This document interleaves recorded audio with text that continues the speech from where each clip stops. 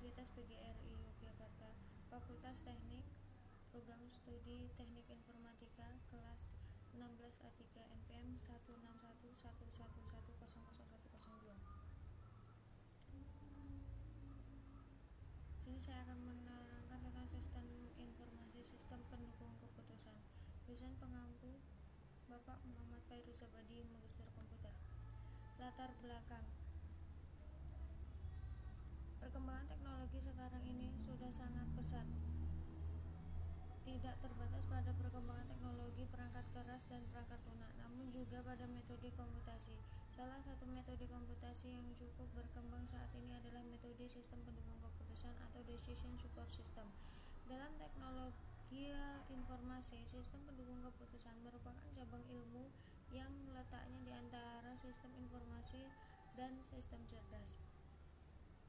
Sistem pengambilan keputusan juga membutuhkan teknologi informasi. Karena dalam era globalisasi seperti sekarang ini, sebuah perusahaan dituntut untuk bergerak cepat dalam mengambil suatu keputusan atau tindakan dengan mengacu kepada solusi yang diberikan oleh metode AHP atau Analytical Hierarchy Process dalam membantu pengambilan keputusan. Metode AHP merupakan metode pengambilan keputusan yang multi kriteria. Jadi, akan sangat cocok apabila digunakan metode AHP dengan multi kriteria dengan melihat adanya kriteria-kriteria yang dipergunakan dalam pengambilan keputusan.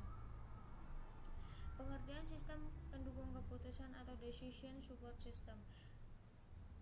Decision support system merupakan sistem informasi interaktif yang menyediakan informasi, pemodelan, dan pemanipulasian data. Digunakan untuk membantu pengambilan keputusan dalam situasi yang semi terstruktur dan situasi tidak terstruktur, di mana tak ada seorang pun tahu secara pasti bagaimana keputusan seharusnya dibuat. Oleh Alter 2002. Menurut Dadan Umar Daihani 2001, konsep sistem pendukung keputusan atau SPK pertama kali diungkapkan pada awal tahun 1970-an oleh Michael S. Scott Morton, yang menjelaskan bahwa sistem pendukung keputusan adalah suatu sistem yang berbasis komputer yang ditunjukkan untuk membantu pengambilan keputusan dalam memanfaatkan data dan model tertentu untuk memecahkan berbagai persoalan yang tidak terstruktur. Selain itu, Ephraim Turban mengemukakan bahwa sistem pendukung keputusan merupakan sebuah sistem yang dia maksudkan untuk mendukung para pengambil keputusan manajerial dalam situasi keputusan semi struktur. Dari beberapa definisi di atas dapat dikatakan bahwa sistem pendukung keputusan adalah suatu sistem informasi spesifik yang ditujukan untuk membantu manajemen dalam mengambil keputusan yang berkaitan dengan persoalan yang bersifat semi struktur dan tidak terstruktur. Sistem ini memiliki fasilitas untuk menghasilkan berbagai alternatif yang secara interaktif dapat digunakan oleh pemakai. Sistem ini berbasis komputer yang dirancang untuk meningkatkan efektivitas pengambilan keputusan dalam mencegah permasalahan yang bersifat semi struktur dan tidak terstruktur. Kata berbasis komputer merupakan kata kunci karena hampir tidak mungkin membangun SPK tanpa memanfaatkan komputer sebagai alat bantu, terutama untuk menyimpan data serta mengelola model. Istilah-istilah dan hal-hal lain yang terkait dengan sistem pendukung keputusan. A. Database management merupakan subsistem data yang terorganisasi dalam suatu basis data. Data yang merupakan suatu sistem pendukung keputusan dapat berasal dari luar maupun dari lingkungan. B. Model bus merupakan suatu model yang mempresentasikan permasalahan ke dalam format kuantitatif atau model matematika sebagai contohnya. Sebagai dasar simulasi atau pengambilan keputusan, termasuk di dalamnya tujuannya dari permasalahan atau objektif, komponen-komponen terkait, batasan-batasan yang ada atau constraints, dan hal-hal terkait lainnya. C. User interface atau pengelolaan dialog, terkadang disebut sebagai subsistem dialog, merupakan penggabungan antara dua komponen sebelumnya, yaitu database manajemen dan model base, yang disatukan dalam komponen ketiga atau user interface. Setelah sebelumnya dipresentasikan dalam bentuk model yang dimengerti komputer. Manfaat sistem pendukung keputusan. Yang pertama, SPK memperluas kemampuan pengambilan keputusan dalam memproses data atau informasi bagi pemakainya. Selanjutnya, nomor 2, SPK membantu pengambil keputusan untuk memecahkan masalah, terutama berbagai masalah yang sangat kompleks dan tidak terstruktur. 3. SPK dapat menghasilkan solusi dengan lebih cepat serta hasilnya dapat diandalkan. 4. Walaupun suatu SPK mungkin saja tidak mampu memecahkan masalah yang dihadapi oleh pengambil keputusan, namun dia dapat menjadi stimulan bagi pengambil keputusan dalam memahami persoalannya, karena mampu menyajikan berbagai alternatif pemecahan. Model metode arsitektur sistem informasi dalam bentuk diagram. Contoh implementasi aplikasi Business Intelligence Dashboard sebagai acuan sistem pendukung keputusan atau decision support system yang hendak diimplementasikan dalam perusahaan. Itu contohnya. Prototipe penampilan dashboard.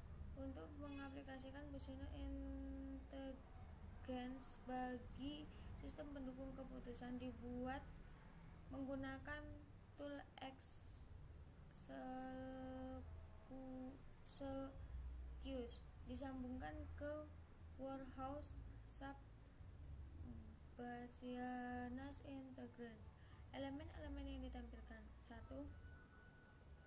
Grafik keseluruhan angka penjualan tiket yang dihasilkan tim sales setiap harinya, di mana manajemen dapat melihat pergerakan terakhir yang terjadi 1 jam sebelum pengaksesan dashboard. 2. Grafik keseluruhan angka penjualan tiket yang dihasilkan pada 1 hari sebelum pengaksesan dashboard H-1. 3. Grafik keseluruhan angka penjualan secara mingguan atau pergerakan mingguan. 4. Grafik keseluruhan angka penjualan secara berbulanan atau pergerakan bulanan. 6. Grafik penjualan per staf sales untuk mengukur kinerja masing-masing personel. 7. Pembelian dari setiap klien yang kategorinya adalah 1. Pembelian per klien travel agen. 2. Pembelian per perusahaan. 3. Pembelian per wilayah kota penjualan di Indonesia. semua kota yang memiliki bandara, misalnya Jakarta, Bandung, Surabaya, dan lainnya. Macam-macam metode sistem pendukung keputusan. Istilah metode sistem pendukung keputusan yang sering digunakan antara lain metode sistem pakar, metode regresi linear, metode logika Fuzzy, metode B atau C ratio, metode AHP, metode IRR, metode NPV, metode FMADM, dan lain sebagainya. AHP, Analytic Hierarchy Process. AHP merupakan suatu model pendukung keputusan yang dikembangkan oleh Thomas L. Schaty. Model pendukung keputusan ini akan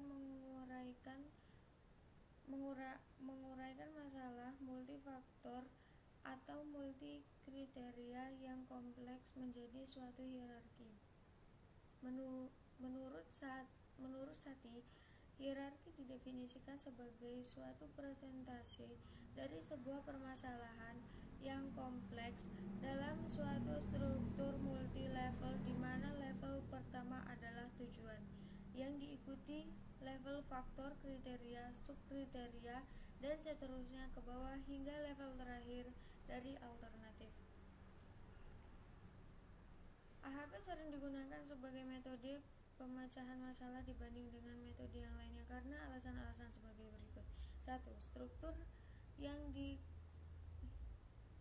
berhierarki sebagai konsekuensi dari kriteria yang dipilih sampai pada subkriteria yang paling dalam. 2. Memperhitungkan validitas sampai dengan batas toleransi inkonsistensi berbagai kriteria dan alternatif yang dipilih oleh pengambil keputusan. 3. Menghitung daya tahan output analisis sensitivitas pengambilan keputusan. Kelebihan AHP. 1. Kesatuan atau unity. AHP membuat permasalahan yang luas dan tidak terstruktur menjadi suatu model yang fleksibel dan mudah dipahami. 2. Kompleksivitas atau kompleksi. AHP memecahkan permasalahan yang kompleks melalui pendekatan sistem yang pengintegrasiannya secara deduktif. 3. Saling ketergantungan atau interdependence. AHP dapat digunakan pada elemen sistem yang saling bebas dan tidak memerlukan hubungan linear. Trade-off. AHP mempertimbangkan prioritas relatif faktor-faktor pada sistem sehingga orang mampu memilih alternatif terbaik berdasarkan tujuan mereka.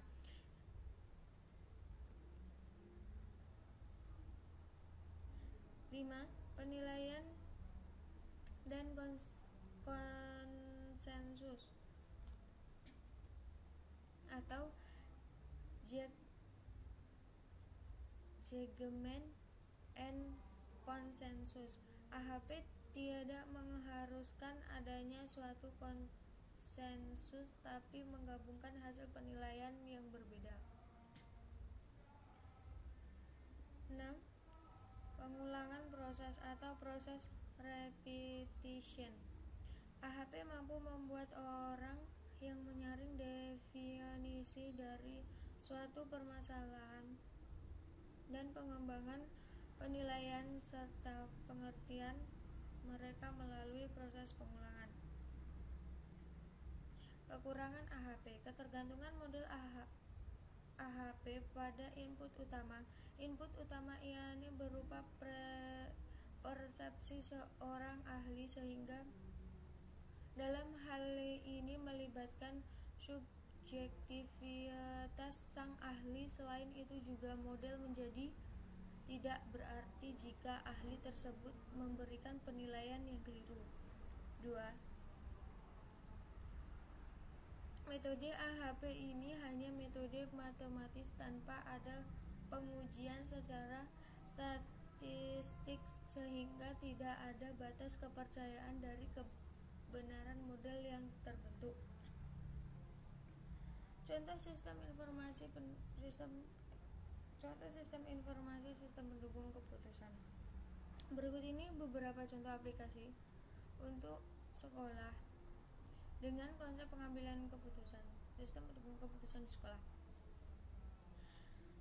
Sistem pendukung keputusan penentuan siswa berprestasi, menentukan pengambilan keputusan untuk memilih siswa yang layak mendapatkan beasiswa. Dengan SPK ini, kriteria atau variabel menjadi acuan, dan setiap variabel tersebut harus mendapatkan nilai yang sesuai dengan sebenarnya.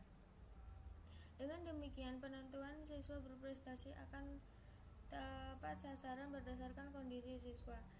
SPK ini sangat berguna sekali dalam pengembangan peserta didik atau siswa. Dengan menggunakan SPK siswa berprestasi, pihak sekolah dapat langsung memantau, bahkan siswa juga dapat langsung melihat nilai yang dihasilkan oleh SPK ini. Hal tersebut karena SPK yang dibuat berbasis web. Contoh selanjutnya, SPK penentuan guru teladan.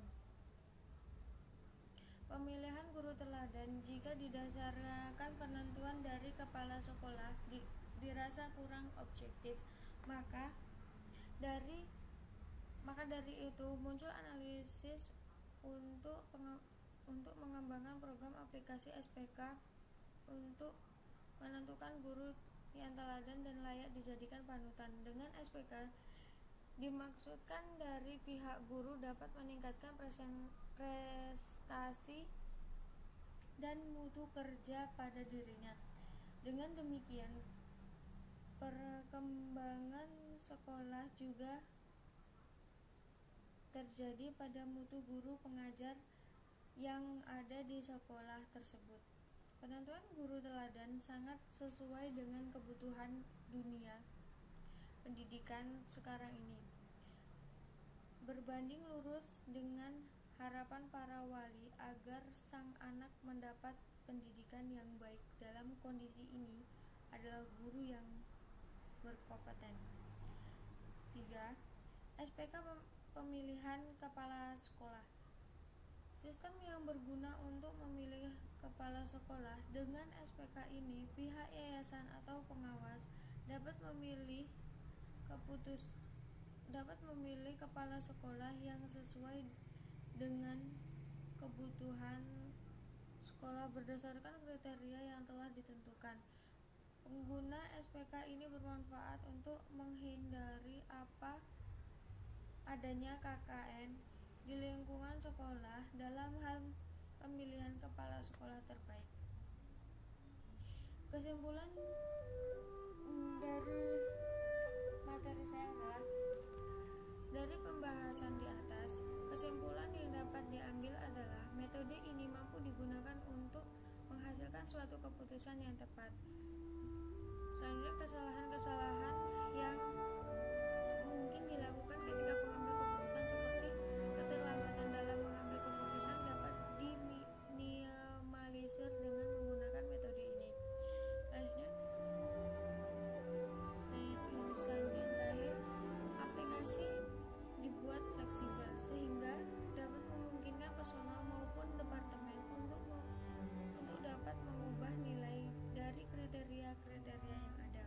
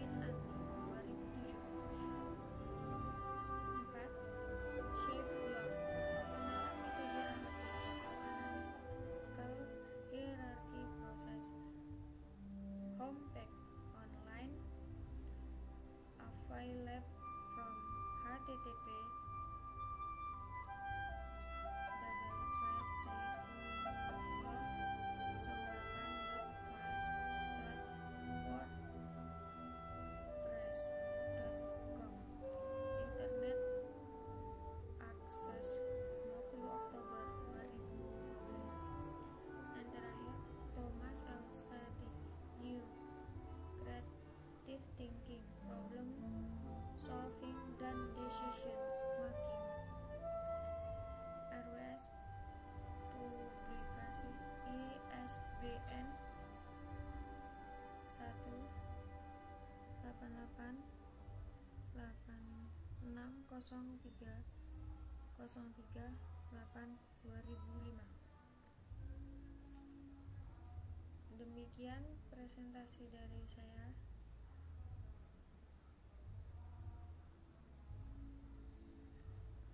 Wassalamualaikum warahmatullahi wabarakatuh, dan saya ucapkan terima kasih.